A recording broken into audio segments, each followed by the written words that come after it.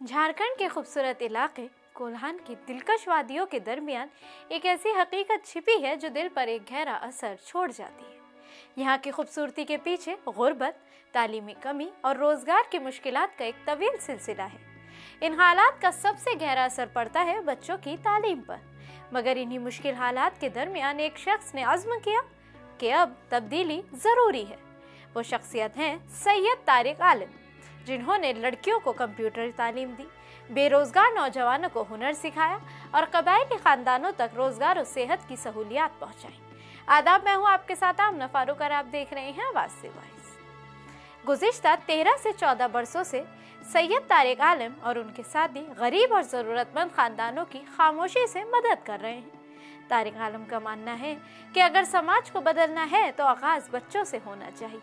इसी सोच के तहत उन्होंने कपाली में अशम्स एंग्लो उर्दू मिडिल स्कूल की बुनियाद रखी।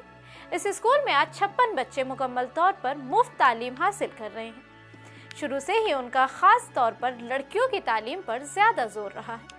उनकी कोशिशों के नतीजे में गुज़िश्ता 5 वर्षों में 1000 से ज्यादा लड़कियों को मुफ्त कंप्यूटर तरबियत दी जा चुकी है। ये इक़दाम गरीब खानदानों की लड़कियों को खुद मुख्तार बनाने की सिमत में एक बड़ी कामयाबी है। इसके साथ साथ स्कूल से फारिगुल तहसील कम से कम 5 गरीब बच्चों को +2 स्कूलों में दाखिला दिलाया गया ताकि उनकी तालीम 10वीं या 12वीं के बाद भी जारी रहे।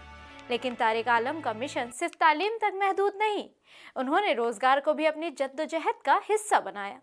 बैरून मुल्क इंजीनियर के तौर पर काम कर चुके तारिक आलम ने वतन वापस आकर कपाली में एक तकनीकी तरबियती मरकज कायम किया, जहां गरीब नौजवानों को मुफ्त हुनर सिखाया जाता है। आज तक इस इदारे से तरबियत लेकर 3000 से ज्यादा नौजवान खलीजी ममालिक में रोजगार हासिल कर चुके हैं। उनका खिदमत खल्क का सफर यहाँ भी नहीं रुका।